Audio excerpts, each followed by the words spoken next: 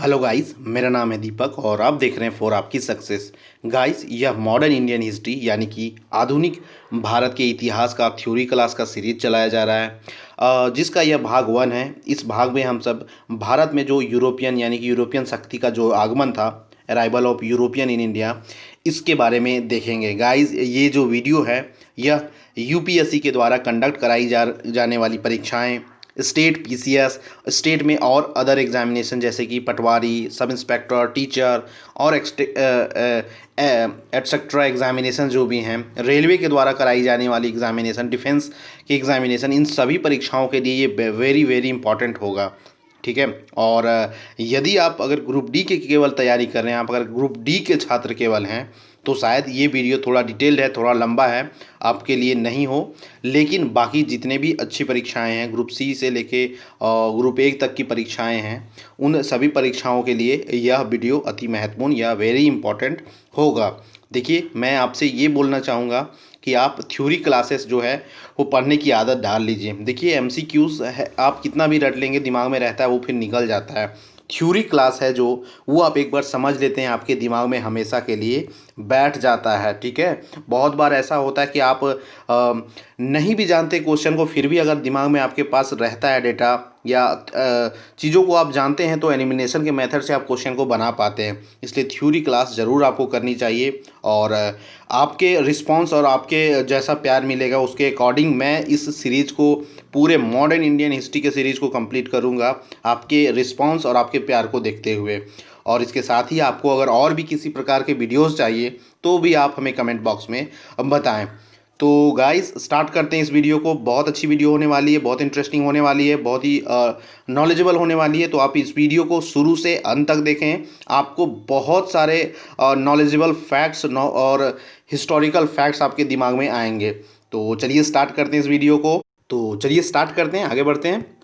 सबसे पहले friends, introduction हमें जानना होगा, बैकग्राउंड किस प्रकार से, क्या चीज़ें किस तरीके से घटी है। देखिए, सबसे पहले मैं बता दूं कि कॉन्स्टेंटिनोपल ये जो है रोमन साम्राज्य की राजधानी हुआ करती थी। ठीक है। तो होता क्या है कि 1453 ईस्वी के आसपास इन रोमन साम्राज्य का पतन होता है, और रोमन साम्राज्य के पतन के साथ ही जो ओटोमन टर्क है, इनका उदय होता है। अब ओटोमन टर्क का उदय होता है तो वहाँ पे अरब लोगों की जो है पावर जो है वो इस्टेब्लिश हो जाती है। ठीक है। अब अरब क्या करते हैं कि समुद्र और जितने भी भूमि वाले मार्ग होते हैं, समुद्री रास्ते या लैंड मार्ग जितने भी होते हैं, इन सब में ये लोग क्या करते हैं, अपना मोनोपोली यानी कि एकाधिकार स्थापित कर लेते हैं। अब इससे क्या होता है कि अरब लोग क्या करते हैं, अब यूरोप और एशिया, ठीक है, यूरोप और एशिया के बीच में जो भी व्यापार होता था उसमें अरब क्या करते हैं, टैक्स लगाते हैं, क्योंकि इनका अधिकार स्थापित हो चुका था। तो इससे बहुत सारा मुनाफा अरब लोगों ने कमाना शुरू कर दिया था। ये जो चीज़ें थी ना, ये अरब को, यूरोपियन को खल नहीं रही थी। ठीक है। उनसे ये देखा नहीं जा रहा था कि उनका जो है वो व्यापार कर रहे हैं, बहुत सारा पैसा ये अरब वाले बीच में एक बिचौलिया के रूप में काम करके ले जा रहे हैं। और अरब जो था वो पूरी तरीके से, देखिएगा आपकी रेड सी, ये जो है लाल सागर जो था, उन पे पूरी तरीके से वो एक अधिकार स्थापित कर लेते हैं। और लाल सागर का आप लोकेशन अगर मैप में देखते हैं तो लाल सागर जो है वह यूरोप को और एशिया को जोड़ती है। ठीक है। यूरोप और एशिया को यह लाल सागर जोड़ती है। अब लाल सागर पे इनका जो एक अधिकार स्थापित हो गया अरब का, तो ये बिचौलिया के रूप में बहुत सारा पैसा कमाने लगे। अब ये चीज़ें है ना, ये एक इच्छा जगाती है कि इनमें, यूरोपियंस में, कि क्यों ना हम एक अपना मार्ग खोजें जिसके द्वारा हम डायरेक्टली एशिया के लोगों के साथ व्यापार करें। ये जो बीच में हमें इंटर बिचौलियों को जो पैसा देना पड़ता है वो तो हमारा बचेगा। तो यही जो इच्छा होती है ना ढूंढने की, यही फाइनली क्या करती है कि भारतीय उपमहाद्वीप के रूप में ये यूरोपियन जो है एक नया समुद्री मार्ग खोजते हैं। ठीक है। अब देखिए, ये तो था, ये कुछ चीज़ें थी जो यूरोपियन के बारे में हमने देखा कि ये क्यों, किस प्रकार से ये समुद्री रास्ता ढूंढते हैं। लेकिन ये जो बाहर जो जाते हैं, नया लैंड जो जाते हैं, दूसरी जगह जाना स्टार्ट करते हैं नया मार्ग के द्वारा एशिया के अलग अलग जगहों पे, तो देखिए इनका जो यहाँ आने का जो मकसद होता है एशिया पे, वो 3 होता है। ठीक है। 3 मकसद के कारण ही ये दूसरे जगह पे जाते हैं। आप देखेंगे कि ये जो 1453 है 15th सेंचुरी के आसपास, जो रेनेजेंस है ना, रेनेजेंस का पीरियड चलते रहता है कहाँ पे, यूरोप में। वहाँ पे टेक्नोलॉजी का डेवलपमेंट होता है, धर्म में बहुत सारी बदलावें आती हैं। तो इस ये सब आने के साथ ही जो है ना, यहाँ के लोग बहुत ही जागरूक हो जाते हैं, कहाँ के, यूरोप के। अब आप देखिएगा कि यूरोपियन जो शक्ति है वह दूसरे देशों में, यानी कि एशिया के अलग अलग जगहों पे जो आते हैं, उनका मकसद जो रहता है वो 3 प्रकार का रहता है, जिसे हम G3 कहते हैं। इसमें जीवन का मतलब होता है गॉड, ठीक है। G3 में जीवन का मतलब होता है गॉड, यानी कि ये जो है अपने धर्म को, ठीक है, अपने धर्म, अपनी क्रिश्चियनिटी को मिशनरी के थ्रू पूरी दुनिया में जहाँ पर भी पॉसिबल हो ये फैलाना चाहते हैं। G3 में जीवन का मतलब समझ लिया आपने। G2 का मतलब जो होता है वो होता है गोल्ड। गोल्ड मतलब धन, ठीक है। गोल्ड यहाँ पे क्या सिंबलाइज कर रहा है, धन को। और ये दूसरे मार्ग या दूसरे देशों में जो जाना चाहते हैं, इनका दूसरा जो मकसद होता है वो होता है धन, ठीक है। अब जो आभूषण है और महंगे महंगे चीज़ें हैं, उनका जो हथियाने के लिए ये जो जाना, दूसरे मार्गों की खोज करते हैं, दूसरे जगह पे जाना चाहते हैं। तीसरा जो इनका मकसद होता है G3 जिसे कहते हैं, वो होता है ग्लोरी। मतलब ये जो है ना अपने साम्राज्य को एक्सपेंड करना चाहते हैं, फैलाना चाहते हैं, ठीक है। अपना जो ये जो इनका जो यूरोप का जो शक्ति है इसे पूरी दुनिया में स्थापित ये लोग करना चाहते हैं। तो देखिए ये 3 मकसद के कारण ही ये जो यूरोपियन है ये नए समुद्री मार्ग या लैंड मार्ग की खोज करते हैं और दूसरे जगहों पे जाते हैं। आप देखेंगे कि किस प्रकार जो वास्को डी गामा है वो 1498 ईस्वी में, ठीक है, 1498 ईस्वी में समुद्री मार्ग की खोज करते हैं। और ये जो आते हैं भारत के उपमहाद्वीप में किसके जरिए आते हैं, तो केप ऑफ गुड होप, ठीक है। केप ऑफ गुड होप एक जगह है, ये कहाँ पे है, ये साउथ अफ्रीका के एकदम बॉटम में आप जाके देखिएगा, कॉर्नर में एक अफ्रीका के एकदम बॉटम में जाके देखिए एक प्लेस है केप ऑफ गुड होप के नाम से। यहाँ से क्रॉस करते हुए ये जो यूरोपियन शक्ति है ये भारतीय उपमहाद्वीप में आते हैं। कब, 1498 में ये खोजते हैं समुद्री मार्ग को, कौन, वास्को डी गामा। इससे प्रश्न हमेशा पूछा जाता है। एक चीज़ आप यहाँ ये भी याद रखिएगा कि जो ये वास्को डी गामा जो भारतीय उपमहाद्वीप आते हैं, तो ये इनके साथ बताया जाता है कि अब्दुल माजिद करके एक गुजराती पायलट होते हैं, ठीक है, उनका नाम है अब्दुल माजिद करके गुजराती पायलट जो होते हैं, और उन्हीं के साथ ये जो है भारतीय उपमहाद्वीप में पहली बार आते हैं। किसके जरिए, केप ऑफ गुड होप। ये पॉइंट आप जरूर से याद रखेंगे, ठीक है। तो अभी तक देखा फ्रेंड्स हमने कि यूरोपियंस जो है, जो खास करके पुर्तगाली जो है, वो भारत जो है ये किस मकसद से आते, तो उसमें हमने देखा एक G3 टर्म देखा, जिसमें G3 में एक होता है गोल्ड, एक होता है ग्लोरी और एक होता है गॉड, मतलब धर्म, धन और अपने साम्राज्य की विस्तार के लिए। इसी सब नीति के कारण ये है अलग अलग मार्ग का खोज करते हैं और अलग अलग जगह पे जाते हैं। इसके अलावा जो तुरंत का कारण जो होता है उस समय, जो यूरोपियन शक्ति जो भारत की ओर आकर्षित होते हैं, वो जो तुरंत का कारण होता है वो होता है इन सभी चीज़ें, ये आप देख पा रहे हैं, इन सभी चीज़ों का डिमांड। आपको बता दें कि यूरोपियन मार्केट में 14th-15th सेंचुरी में इन सब चीज़ों का डिमांड बहुत ही हाई था और इनकी कीमत बहुत ही अधिक थी। तो यूरोपियन जो है वो क्या करते थे, भारत आते थे, भारत उपमहाद्वीप, और यहाँ पे अलग अलग जगह पे जाके इन सभी चीज़ों को खरीदते थे, कम दामों में खरीदते थे और जाके बहुत ज़्यादा महंगे दामों में ये लोग क्या करते थे, बेचते थे। अब यही प्रॉफिट को देखते हुए बाकी जो यूरोपियन शक्ति है वो भी आकर्षित होती है कि उनके जो दूसरे देश है कि इस तरीके से कमा रहे तो क्यों ना हम भी कमाएं।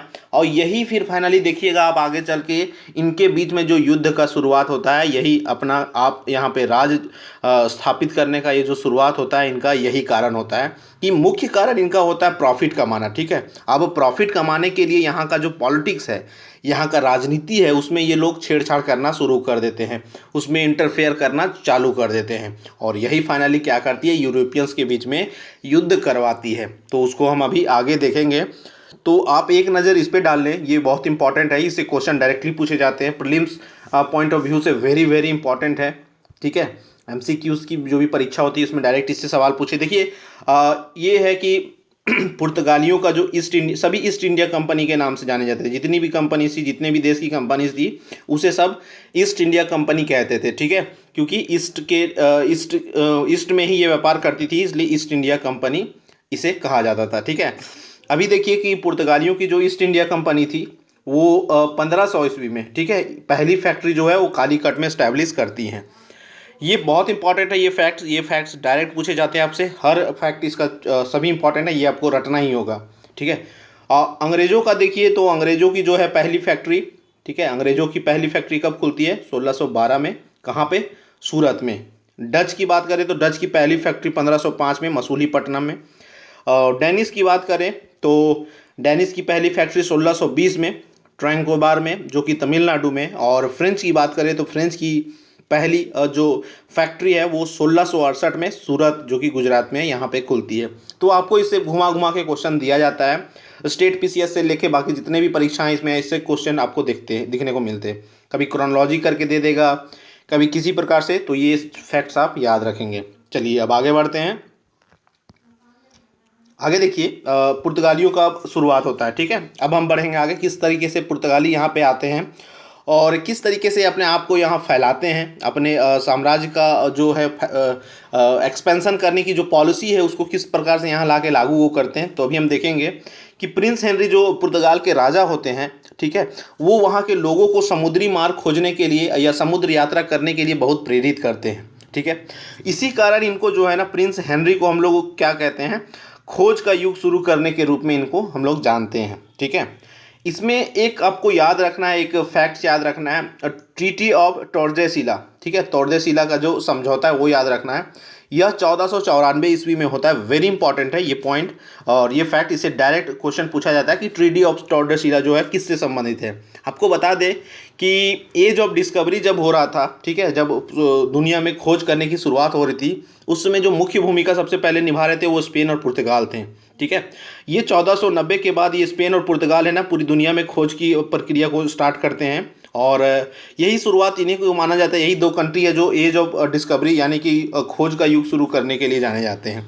आपको बता दें कि इंडिया और अमेरिका के लिए जो समुद्री मार्ग ढूंढते हैं ये यही दो कंट्री ही ढूंढते हैं, ठीक है। इन्हीं का ही प्रयास रहता है कि बाद में फिर हमें समुद्री मार्ग यूरोप से भारत के लिए अलग अल्टरनेट समुद्री मार्ग देखने को मिलता है, ठीक है। तो स्पेन और पुर्तगाल का नाम उनमें आता है। आपको बता दें कि ट्रीटी ऑफ टॉर्डेसिला था क्या, यह 1494 में एक संधि हुई थी। इसके तहत स्पेन, ठीक है, स्पेन और पुर्तगाली पूरी जो नॉन क्रिश्चियन वर्ल्ड है, ठीक है, नॉन क्रिश्चियन वर्ल्ड जो है उसको दो भाग में बांट देते हैं। किस तरीके से बांटते हैं? तो नॉन क्रिश्चियन वर्ल्ड को इस तरीके से भागते हैं कि अगर अटलांटिक ओशियन आप देखिएगा तो अटलांटिक ओशियन में एक 1300 माइल्स, कितना, तो 1300 माइल्स का एक इमेजिनरी लाइन, ठीक है, इमेजिनरी लाइन एक खींचते हैं और इस इमेजिनरी लाइन के ईस्ट साइड में जितनी भी क्षेत्र होती है उस पर पुर्तगालियों को व्यापार करने का हक मिल जाता है और इस इमेजिनरी लाइन के वेस्ट साइड में जितनी भी क्षेत्र होती है उस पर स्पेन वालों को व्यापार करने का अधिकार मिल जाता है। तो ये ट्रीटी ऑफ टॉर्डेसिला यानी कि टॉर्डेसिला का समझौता या संधि बहुत ही महत्वपूर्ण है। इससे सवाल हमेशा पूछे जाते हैं, तो आप याद रखिएगा। यह एक संधि थी जिसमें नॉन क्रिश्चियन वर्ल्ड को दो भागों में बांट दिया जाता है। एक भाग में, ईस्ट वाले भाग में पुर्तगाली व्यापार करने का हक मिलता है और वेस्ट वाले भाग में जो है वो कौन, स्पेन व्यापार करते हैं। अब देखिए कि ये जो व्यापार था इसमें आप देख रहे हैं कि सिर्फ पुर्तगाली और स्पेन के लोग ही जुड़े हुए हैं। बाकी जो यूरोपियन पावर जो बाद में उनका उदय होता है वो भी एक्सप्लोर करना चाहते हैं, वो भी खोजना चाहते हैं, वो भी बिजनेस में अपना दावेदारी पेश करते हैं, तो उनको इससे प्रॉब्लम होता है और बाद में देखिएगा कि किस प्रकार से ये जो है झगड़ा का भी कारण बनता है। अब आगे बढ़िए कि टॉर्डेसिला के बाद आप देखेंगे कि वास्को डी गामा जो है वह इनका जो भारत आने का जो क्रम है वह एक 1498 में आते हैं, 1501 में आते हैं और फिर 1524 में आते हैं, ठीक है। इनकी बात करें तो ये सबसे पहले जो है कालीकट में आते हैं, ठीक है। केरल में यह एक जगह है, ठीक है, कालीकट अभी केरल में ही यह जगह स्थित है। तो ये देखिए 1498 में सर्वप्रथम यहाँ भारत आते हैं समुद्री मार्ग अब्दुल माजिद के साथ, ठीक है। यहाँ पे जो इनको स्वागत करता है वो जमोरिन होते हैं। ये यहाँ पे जो केरल है इनके राजा होते हैं, ये इनको स्वागत करने के लिए यहाँ पे रेडी रहते हैं। आप देखेंगे कि किस तरीके से इनको 1501 में फैक्ट्री खोलने का अनुमति भी मिल जाता है, ठीक है। 1501 ईस्वी में इनको फैक्ट्री खोलने का अनुमति भी प्राप्त होता है और 1503 ईस्वी में देखेंगे कि पुर्तगालियों द्वारा दूसरा फैक्ट्री जो है वो कालीकट में खोली जाती है, ठीक है। अभी पुर्तगालियों का मैंने आपको बताया कि प्रथम फैक्ट्री कहाँ पे खोली गई थी। तो आप देखिए पुर्तगालियों की प्रथम फैक्ट्री है जो कालीकट 1500 में खोली गई, और दूसरी फैक्ट्री भी इनकी जो कहाँ पे खोली गई वो भी कालीकट में 1503 ईस्वी में खोली गई। ठीक है, देख सकते हैं आप। चलिए आगे देखिए, अब होता क्या है कि ये जो है पुर्तगाली जो यहाँ आते हैं ये क्या करते हैं ना, यहाँ पे मसाले खरीदते हैं, ठीक है, और इसे ले जाते हैं भर भर के, इसे यहाँ से भारत उपमहाद्वीप से ले जाते हैं और अपने यूरोप के मार्केट में उसको 60 गुना ज़्यादा दाम पर बेचते हैं। कितने? 60 गुना ज़्यादा दाम पे बेचते हैं। इमेजिन कीजिए फ्रेंड्स कि कितना मुनाफा ये लोग कमाते थे, कितना वैल्यू था हमारे इंडियन कमोडिटीज़, हमारे इंडियन चीज़ों का क्या वैल्यू रहा होगा कि 60 गुना ज़्यादा दाम पे वहाँ जाके ये लोग बेचते हैं। ठीक है, अब देखिए पुर्तगालियों की, सॉरी ये पहली फैक्ट्री थी। दूसरी फैक्ट्री जो है वो 1505 में कैनानोर में खुलती है। ठीक है, दूसरी फैक्ट्री जो है वो 1505 में कैनानोर में खोली जाती है। अब देखिए कि किस प्रकार से पुर्तगालियों का ये जो है क्रोनोलॉजी रहा है स्टार्टिंग में वास्को डी गामा तक का। अब आगे हम देखेंगे गवर्नर जनरल किस प्रकार से यहाँ पे रहते हैं। अब देखिए नेक्स्ट जो यहाँ पे आते हैं वो होते हैं पेड्रो एल्वेस कैब्रल। ठीक है, यह 1500 में भारत आते हैं, और ये भारत आने वाले पुर्तगाली दूसरे नंबर के होते हैं। ठीक है, यह सेकंड पुर्तगाली होते हैं जो भारत आते हैं। अब इनके बारे में देखिए, इनके बारे में ये इम्पोर्टेंट जानना है आपको है कि जो अरब जो व्यापारी लोग थे उनका जो मालाबार कोस्ट होता है, मालाबार कोस्ट आप देख रहे हैं। ठीक है, मालाबार कोस्ट में जो है ना अरब व्यापारियों का जो बहुत ही अच्छा दबदबा बना होता है, और ये दबदबा बना होने के कारण जो है क्या करता है कि ये लोग जो है पुर्तगालियों के शिप को डिस्ट्रॉय कर देते हैं, तोड़ फोड़ कर देते हैं। तो इस बात से दुखी होकर जो कैबरल होते हैं ये बदला लेने के लिए निकल जाते हैं, और बदला लेने के लिए निकलते हैं तो अरब के जितने भी व्यापारी की चीज़ें होती हैं, उनके शिप्स होते हैं और उनके जो वेयर हाउस होते हैं, उन सभी को जाके ये क्या करते हैं, बर्बाद कर देते हैं। कौन?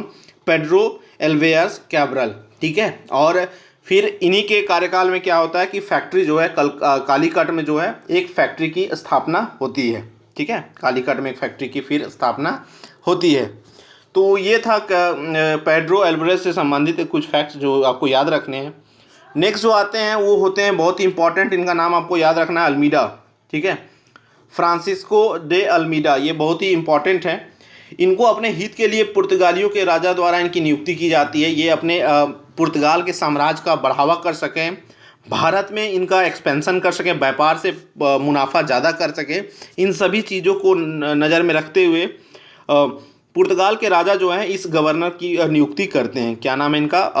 Governor Francisco de Almeida. बहुत इंपॉर्टेंट गवर्नर ये रहे। इनका कार्यकाल जो रहा है वो रहा 1505 में 1509। देखिए यहाँ पे एक टर्म आपको याद रखना है, फिटोरियाज। ठीक है, फिटोरिया ये बहुत इंपॉर्टेंट टर्म है, इसको याद रखना है। ये क्या था कि जो पुर्तगाली होते हैं ना, पुर्तगाली वैसे वैसे लोकेशन जहाँ से माल सप्लाई होता था और माल रिसीव होता था, स्ट्रेटेजिक लोकेशन, इन सभी जगह पे इनकी किलाबंदी होती थी। ठीक है, लेकिन जो किला बिना किला किए हुए जो पोस्ट ये जो लोग इस्टेब्लिश करते थे उसको फेटोरियाज कहते थे।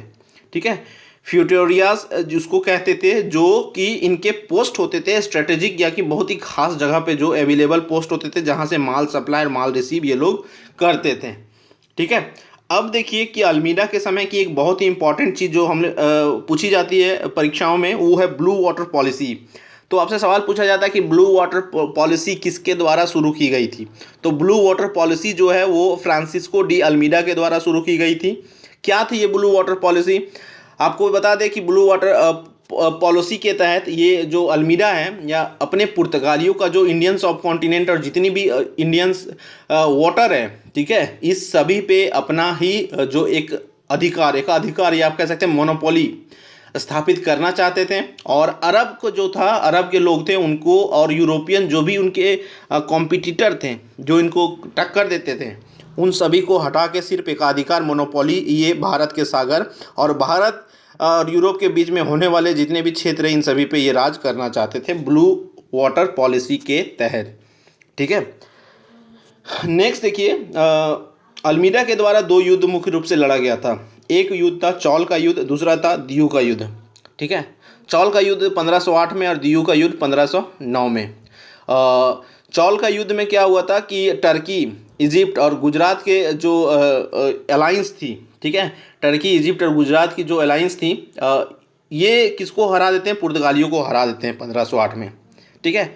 और 1509 में जो दियू का युद्ध होता है, इसमें पुर्तगाली जीतते हैं और ये इजिप्ट, गुजरात और जमोरिन, ये तीनों के कंबाइंड फोर्स को हरा देते हैं। तो ये दो युद्ध आपको याद रखना होता है, चौल का युद्ध और दियू का युद्ध। 1508, 1509। चौल का युद्ध में पुर्तगाली हारे थे और दियू के युद्ध में पुर्तगाली जीते थे, ठीक है। नेक्स्ट देखिए, ये टर्म कैरेवल, कैरक एंड गैलेन, ठीक है। कैरेवल, कैरक और गैलन, ये था क्या? ये था कि उस समय का जो शिप था ना, डेवलप्ड शिप, जिसका इस्तेमाल ये पुर्तगाली करते थे, वो उन्हीं का नाम था ये कैरेवल, कैरक और गैलन, ठीक है। डेवलप्ड, विकसित शिप थे, बहुत ही मॉडर्न और एडवांस थे। अगला जो आते हैं वो पुर्तगाली गवर्नर जो आते हैं वो अल्फोंसो डी अल्बुकर्क, इनका नाम है, ठीक है। Alfonso day Albuquerque.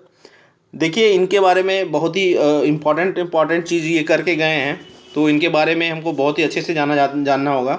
ये भारत में जो है पुर्तगाली शासन के वास्तविक संस्थापक के नाम से भी ये जाने जाते हैं, ठीक है।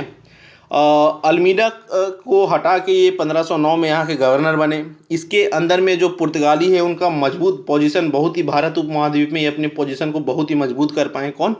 तो ये पुर्तगाली।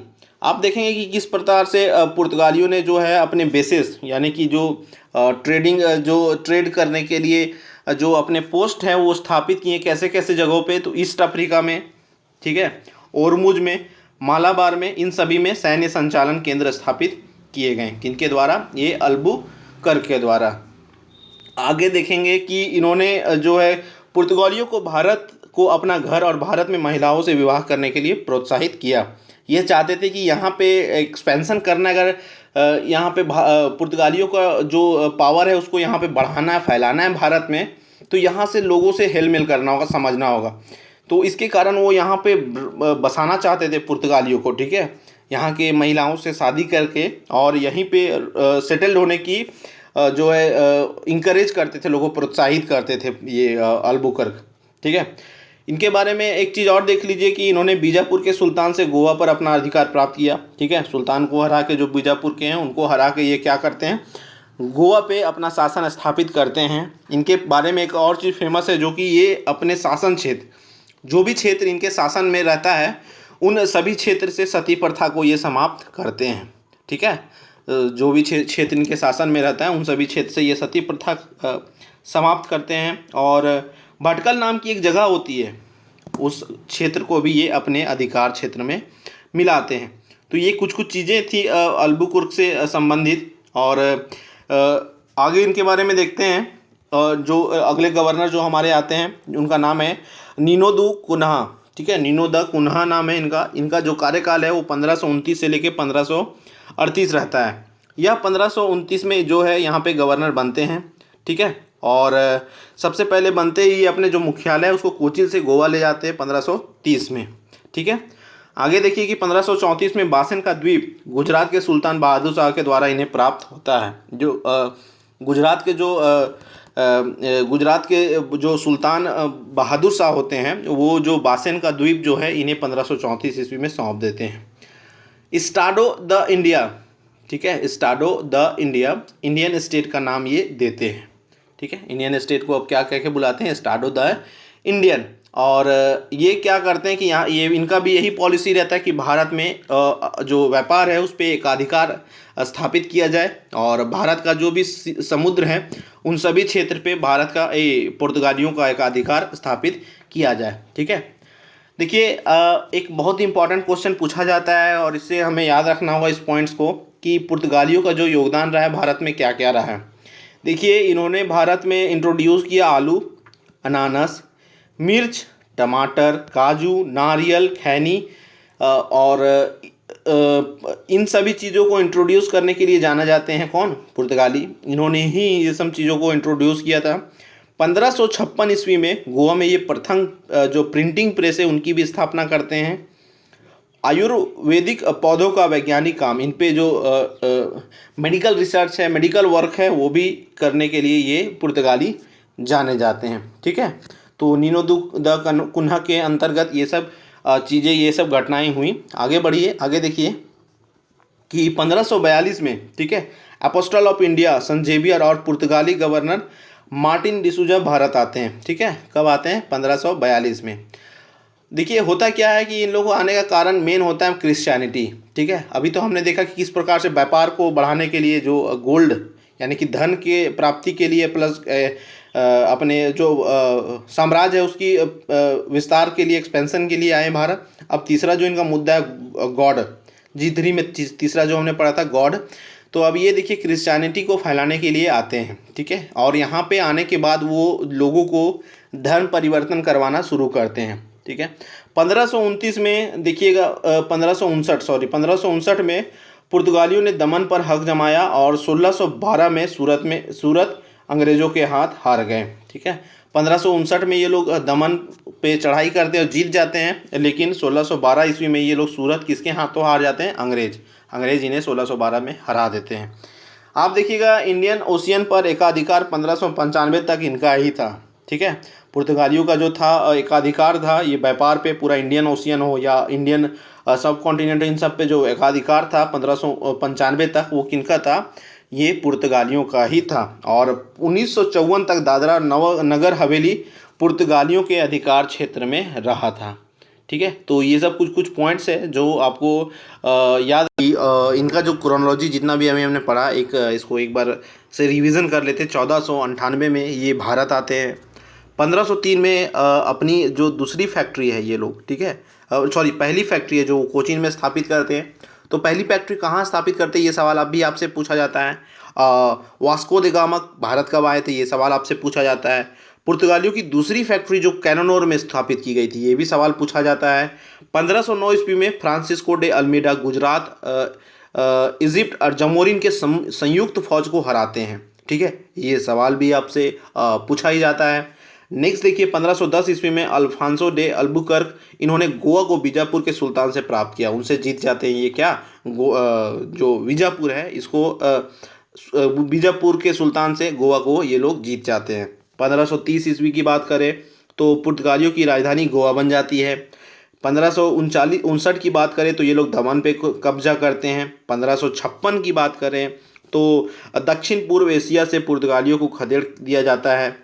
1612 की बात करें तो पुर्तगाली जो है सूरत जो है वो अंग्रेज़ों की हाथ हार जाते हैं। ठीक है, अंग्रेज इन्हें हरा देते हैं। और 1663 की बात करें तो पुर्तगालियों का जो पावर जो भारत में रहता है ये पूरी तरीके से ख़त्म होना लगभग होना ही होता है, शुरू हो जाता है। और जो डच होते हैं तो जितने भी फोर्ट होते हैं अवेलेबल इंडिया में वो सभी किलों को कौन जीत लेते हैं? डच जीत लेते हैं। मालाबार में स्थित जितने भी किले होते हैं उन सभी पे राज किसका हो जाता है?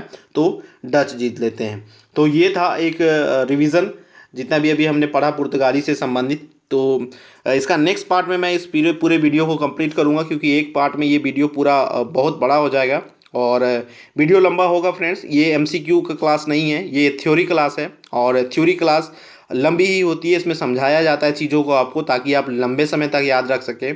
एमसीक्यूज़ की क्लासेस में क्वेश्चन आंसर करवाया जाता है, यहाँ थ्योरी करवाई जा रही है। तो ये वीडियो लंबी होगी, तो आप पेशेंस रख के इस वीडियो को शुरू से अंत तक अगर देखें तो बहुत अच्छी बात है, आपके लिए भी हेल्पफुल ये होने वाली है अपने एग्जामिनेशन के लिए। और अब आपको ये वीडियो कैसा लगा ये आप हमें कमेंट बॉक्स में ज़रूर बताएं। और आपके कमेंट्स और आपके प्यार ही हमें सब बताएंगे कि आगे हम इस सीरीज़ को, मॉडर्न इंडियन हिस्ट्री सीरीज़ के थ्योरी क्लास को पूरा कंप्लीट करेंगे या नहीं करेंगे। तो वीडियो देखने के लिए आपका थैंक यू, धन्यवाद, जय हिंद।